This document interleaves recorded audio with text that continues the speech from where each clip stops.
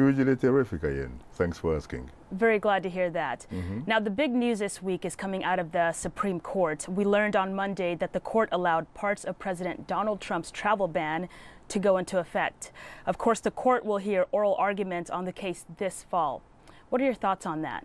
Well, first of all, I have to agree with the president that he won, at least temporarily, a major victory, really, because this injects some kind of new life, frankly, in his position. It's very interesting that you said that. The president himself said that the ruling is a clear victory for our national security. But some observers are quick to challenge that assertion, saying that there's no evidence that this travel ban will keep Americans safe. What's your take on that? There are also others, by the way, who will be saying that if he actually talks about national security interests, which of course is a very, very important point, what about the fact that this particular order does not, for example, include, some will ask Saudi Arabia, others will ask Egypt. These are some of the countries, frankly, where a lot of former alleged terrorists actually came from. The ban bars people from Iran, Libya, Somalia, Sudan, Syria, and Yemen from entering the U.S. for 90 days outside of the bona fide relationship exception and could take effect in as little as 72 hours. Is that too soon? Well, 72 hours, of course, well, I say that it's obviously not too soon because let's not forget that he had actually expected this thing to kick in some months back. Very interesting. Well, let's go to the lifeline of our show, our viewers and followers on Facebook. Elijah Sise says African leaders are picked by the West. The ones who don't agree with the West are overthrown or their rule is undermined. Shaka, what are your thoughts on this? That's what Elijah says? Yes, that's exactly what he says. He says the ones who don't agree with the West are overthrown or their rule is undermined. I think he has a point, except that when you talk about Africa, again, you end up probably generalizing really about a lot of things, because one thing that a lot of people probably do not know, including, in fact, some among our audience, is that Africa, for example, unlike the United States or China or, Japan or what have you, is not a country. We're talking about a continent. We're talking about, in fact, 55 member countries of the African Union. So, yes, there are situations where that allegation or charge or criticism would probably apply. And there are some other places where African leaders are African leaders in the sense that they represent and reflect the interests of their own people. But when we talk about the West choosing leaders for Africa, let's not forget that there really has to be a dynamic. In other words, it does not take one to tango. It takes two to tango. You do have some weak individual leaders, some would call them rulers, who obviously, first and foremost, their interest, frankly, is serving themselves. They are patriotic to their stomachs, the stomachs of their families and friends, and in that context, they end up obviously relying too much on the support of outsiders, and that will probably include the West. And those are some of the leaders who are characterized in Kiswahili as Nyampara. Nyampara in Kiswahili translation means a foreman or a supervisor of natives for the interests of someone else. But there are a lot of other individuals, frankly, again, who represent and reflect the interests of their own people. That's very interesting. Now, Frank Nuwamanya in Uganda wants to know how you see the upcoming presidential elections in Kenya and Rwanda. Frank, very interesting. Again, these are two, obviously, countries. We're talking about elections, but probably someone might say, yes, there appears to be an electoral process going on in Kenya. And to be very honest with you, I think that the race is very competitive. It's probably too close to call.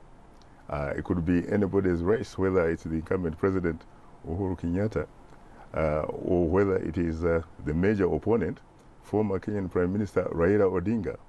And you do have more than 2 months, for example, for parties, frankly, to sell their message, to interact with the voters and what have you, and talk about issues.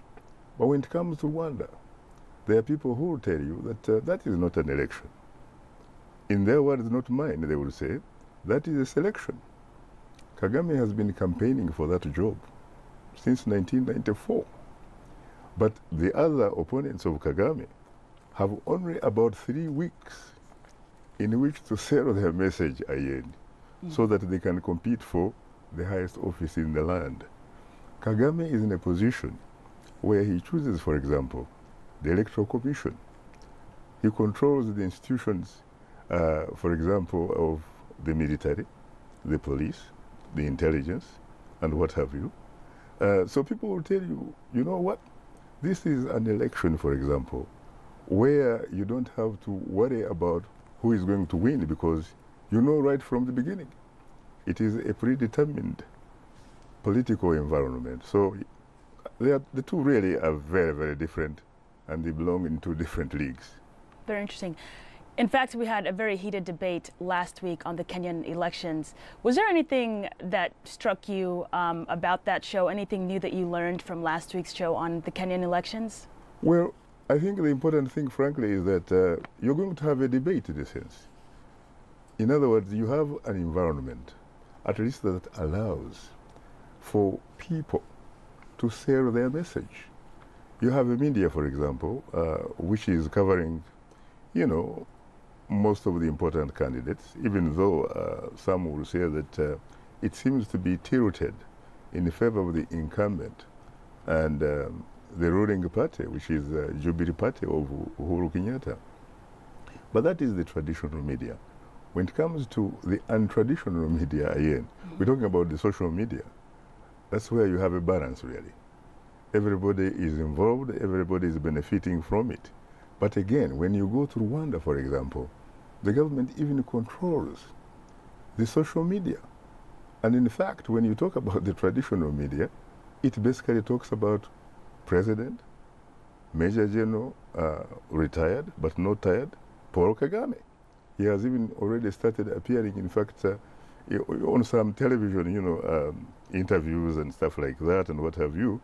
But the other people who have also been cleared for running, I'm talking about a lady who is called Diana, and there is another gentleman. They cannot probably talk to any media until after the first week of July. And guess what? The election in Kigali is going to be held on August 4th. So they will have probably about 3 weeks really in which to sell their message in order to become a president or something. Whereas in Kenya, the election is going to be held on August 8th.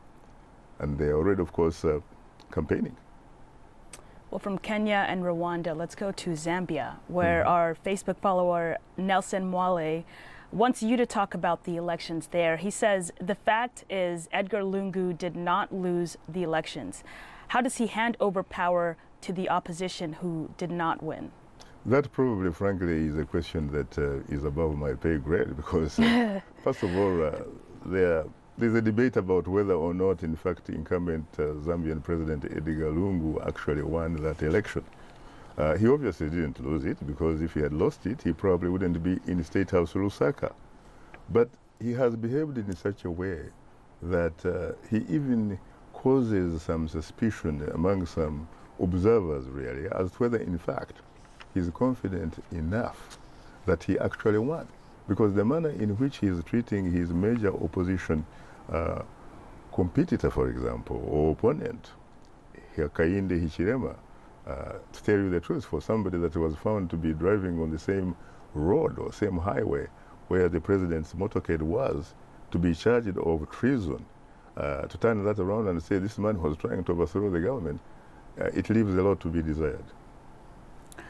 Let's go to Gizam Moses. He asks, are all African leaders striving to quit the ICC, accusing the court of bias because most of those targeted and indicted are Africans. Gizam adds, what is the strategy of the African Union to end impunity in Africa if the African states quit the ICC? This is a question that we've seen time and time again. That is very true. And to be honest with you, I do not know that the African Union has a strategy. And even if the institution had a strategy, it does not have what you would call sovereign powers. And if it has no sovereign powers, then it means, frankly, you're talking about an institution, again, that has the teeth. But the question is, can those teeth, in fact, bite? Power remains, for the most part, in states or member countries and all that kind of stuff. Yes, there are African leaders who, in fact, are pushing that line of withdrawing from the ICC, but there are also equally many other African leaders who feel that the ICC is relevant, especially given that across the continent, the judiciary systems, frankly, seem to be very weak. So let's talk about the ICC in terms of Sudan. I know we've talked about this before. What is the end game between that relationship between al-Bashir and the ICC? Are they going to keep chasing each other? I mean, what is the end game? I guess they have to keep doing that because you know that there is a warrant of arrest on the head of Sudanese President Field Marshal Omar al-Bashir. But you also know that he has really had a lot of luxury in avoiding that warrant of arrest to be, in other words, to be executed, in the sense that he travels, for example, to countries which are members of the Rome Statute. They signed the Rome Statute of 2002, and therefore they should be willing, in fact, to help. In some cases, if he actually goes there, they should be willing to arrest him and hand him over to The Hague. But you know as well as I do that there was this controversy where he actually attended a major, I think, meeting in Johannesburg.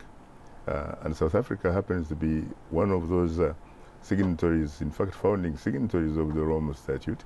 But they couldn't. They couldn't arrest him. As a matter of fact, it is precisely because of the fact that there was pressure from the ICC and the West that South Africa did not carry out its mandate, its responsibility, that the ruling African National Congress actually was even in the process of trying to withdraw from the ICC, except that they have, South Africa happens to be one of those few countries on the continent which has very independent, fiercely independent judicial system. And they said that the process through which the government was trying to withdraw the ICC was actually found to be unconstitutional. And so far, South Africa remains part of the Rome Statute. Shaka, how did you react to the news last week that aid agencies successfully scaled back famine in South Sudan?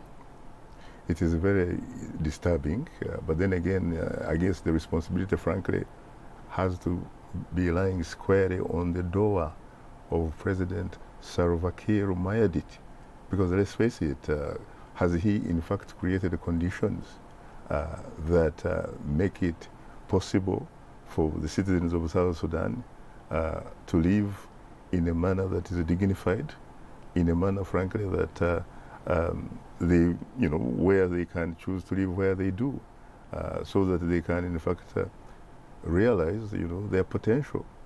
You have conditions in place that make it very difficult for an average South Sudanese to even want to live in that country.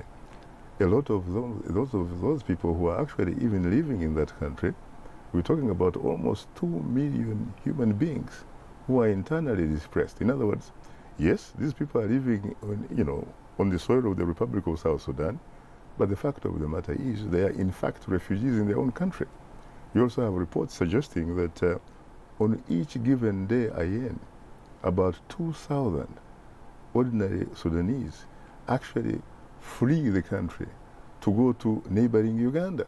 You also have other Southerns who go to neighboring Kenya, go neighboring Ethiopia, and even worse, I say this advisedly, to neighboring Sudan, where for years their ancestors, in fact, fought, to kind of like go somewhere else and become freer.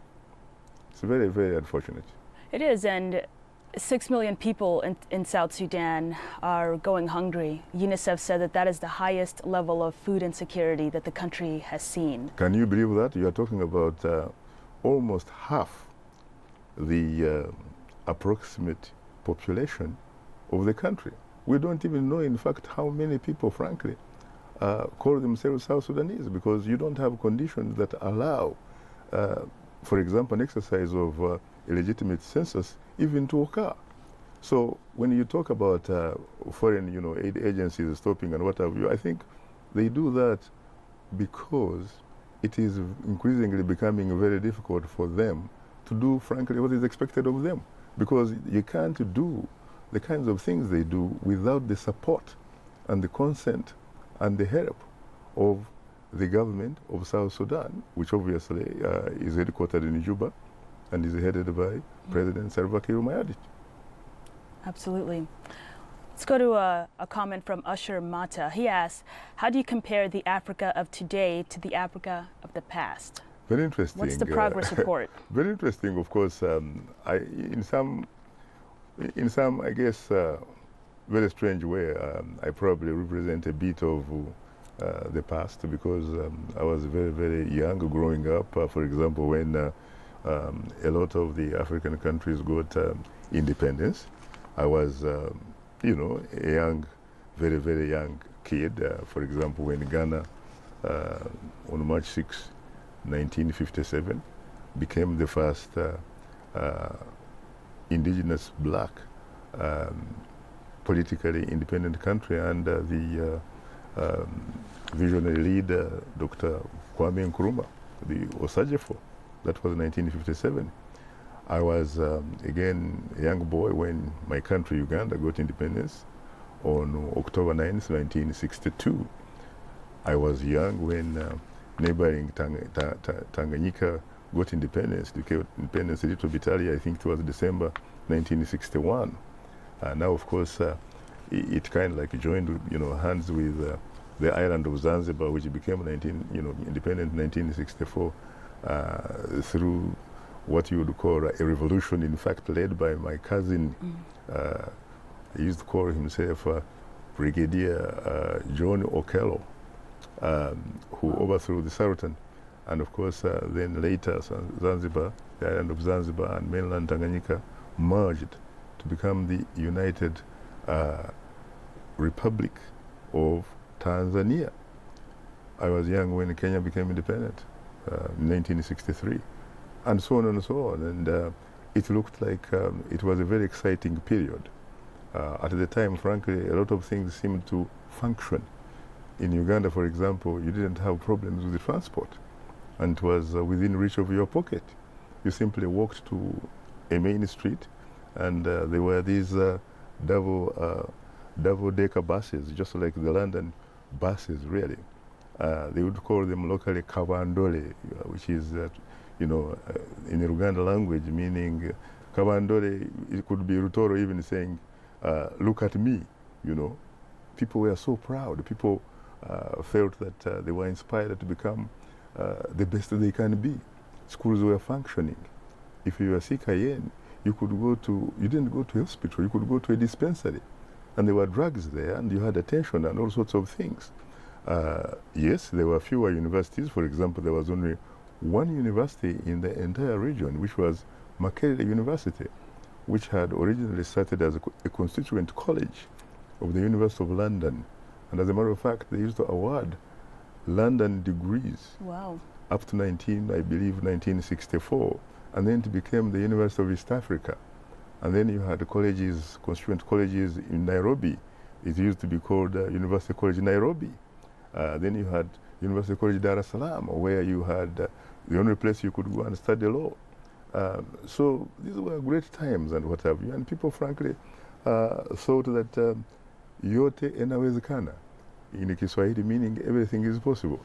But when you fly later back and you look at what is happening now, for example, we are talking about the world's really newest nation, South Sudan, which you and I know, it provides all possibilities really for nurturing human life.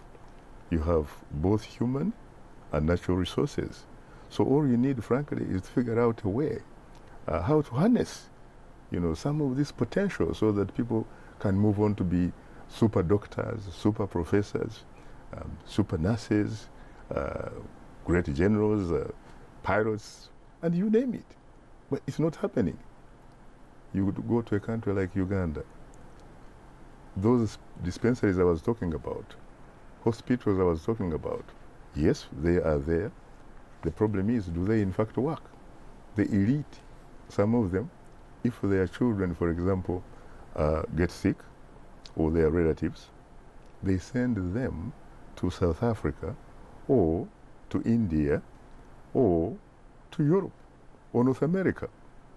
In fact, in some cases, a Ugandan president even sent his daughter, who was married and pregnant, to go and give birth in Germany, which, utterly said, probably symbolized or reflected the fact that the president himself did not, in fact, even have confidence in his own healthcare system. In his own healthcare system. Yes.